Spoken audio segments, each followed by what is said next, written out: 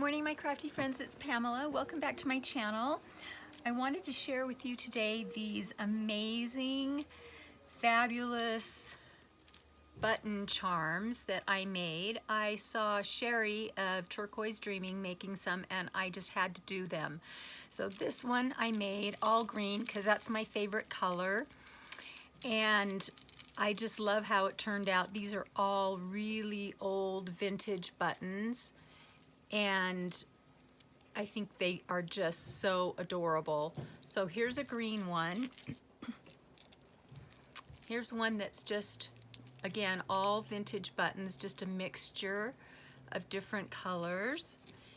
And a third one, again, all vintage buttons. I have a lot of buttons, and this is a great way to use them. I can't hoard them forever.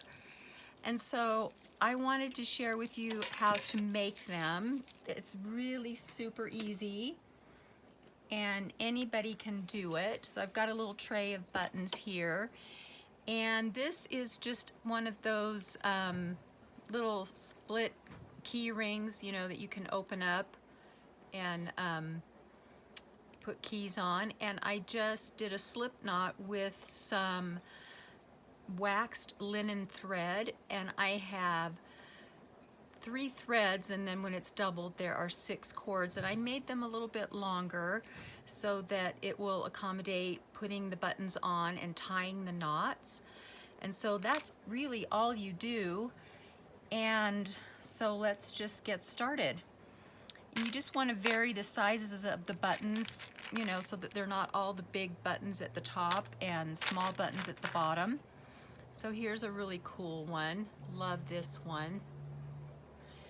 And all you do is, the reason I like the wax linen is that it just feeds through the holes so easily. But you could use embroidery floss if you wanted to. You know, maybe several strands so that it's strong. And then I tie a knot after every button just because I feel like it's going to be more secure. Sherry didn't tie a knot with every one. Some of the buttons, they were a little more secure or tight already on the strand, but I liked the idea of tying a knot on each one. And that's kind of all you do, and you can put them as close or as far apart as you want, and they just go together so quickly. Of course, there are 6 strands, so it takes about, I don't know, maybe half an hour to do one. And you just keep tying, and I'm not really being very picky about the buttons that I choose, just grabbing one. And let's do another knot. There's 2. Let's pick this old metal one. It's got a metal shank on the back. And some of them I put close together, some of them I spread them out a little bit. It just, I'm not very particular about it.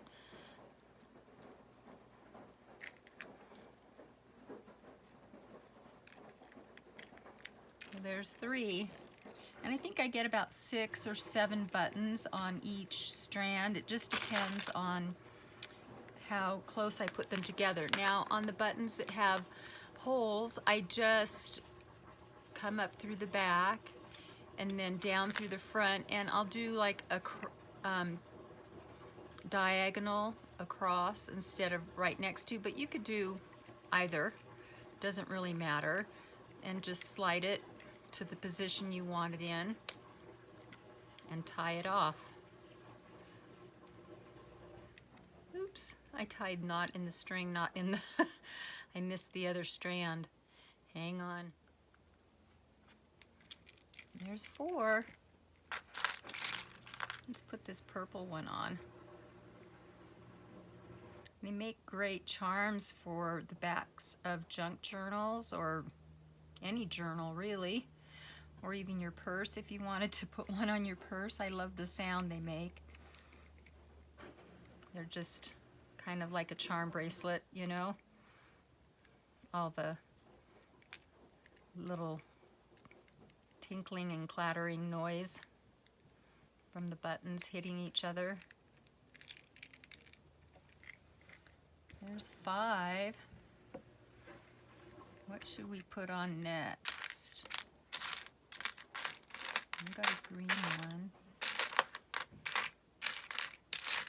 So let's put on,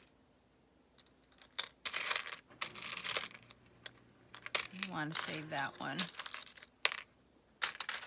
Let's put on a big one at the bottom. And then the next time around I'll put a big one closer in the middle or at the top.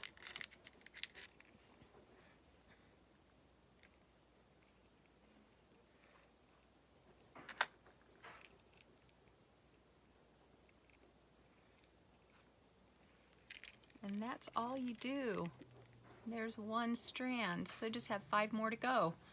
It goes pretty quickly, and at the end of every one I do a nice big knot. So I'll pass that through like 4 or 5 times.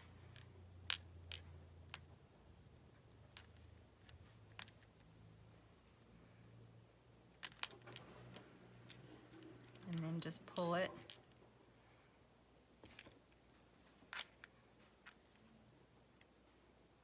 You have a nice big knot. And I'll just trim that edge off, that little piece off. And we'll keep going. So I'll speed this up so you can see the finished product.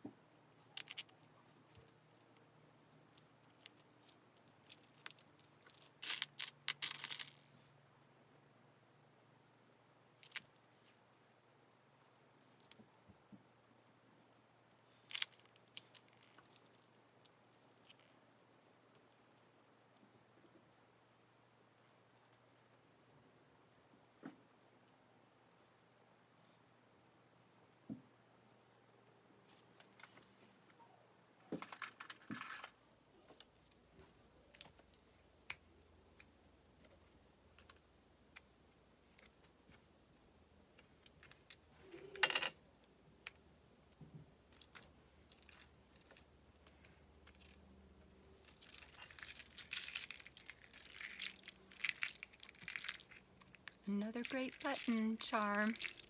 I hope you give it a try. Let me know what you think. They're so fun, don't you think? Okay, talk to you soon. Bye-bye.